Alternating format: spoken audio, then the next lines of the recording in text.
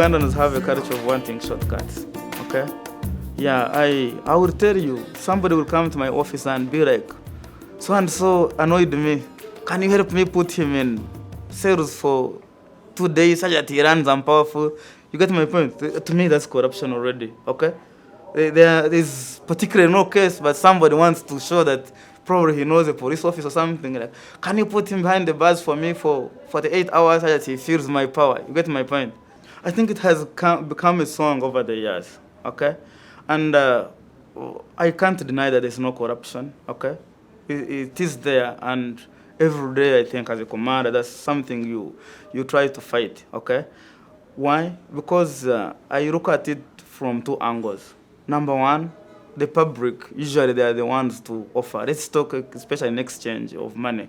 Somebody comes with a problem, and because they want to defeat the justice system, they will try to talk in the ear of, say, of some officer, like, I have this amount of money, how can you help me get out of this problem?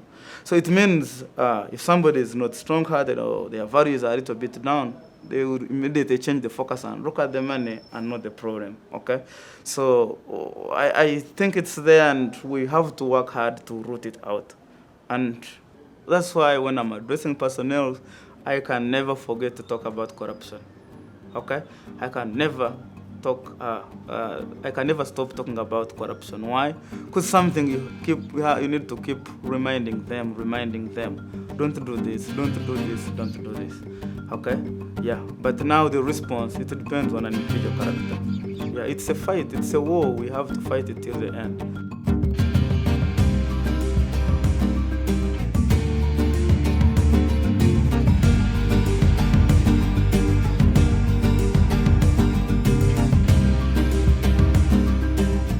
It's a returning issue, if you may call it like that, in every public service delivery in Uganda. So what we see, according to the data that is out there, outside of SEMA already, the Afrobarometer has said that 46% of Ugandans have paid a bribe when accessing a public service in the last 12 months in Uganda.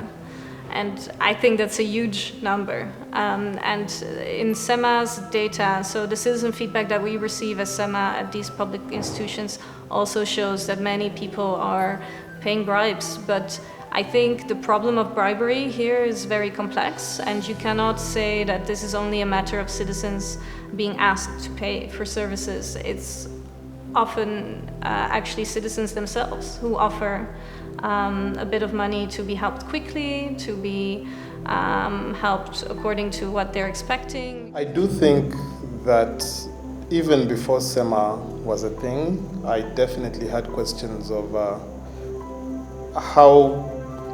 how does a government or a service provider get to know exactly what the people is providing services to need.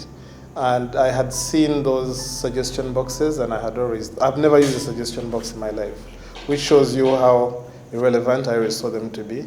So definitely when the idea came up, I was like, this is the most natural thing in the world. Like, why hasn't this been done? That's what came to my mind. SEMA provides different ways in which citizens can give feedback to public service, public offices that they visit immediately after they've visited a public office. So the way we've developed the system from the beginning is completely different from how it is now, because we've tested over time what works and what doesn't work for citizens. And we really try to lower the barrier as much as possible for any citizen to give feedback. We ended up working with hardware devices with smiley faces. So currently we place these small devices at different exits of public offices that are well frequented. And any citizen can just press the button according to how they feel. So we also have a team of data collectors who then collect the qualitative data about how they feel about a particular office and whether they paid a bribe, for instance, their waiting times, all these things that come out of the interviews. So I think the combination of the two is really what's at the core of our services currently, and that really seems to work.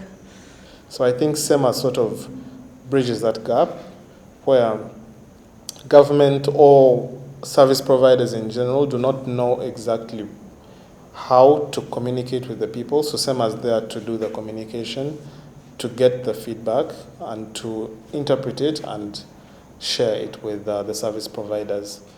when SEMA started, it made a very huge difference. And I must say I'm very happy. Why? Because for the very first time ever, my personnel knew that there's somebody watching. There's somebody to compliment what they are doing, or there's somebody to report something if it's not right.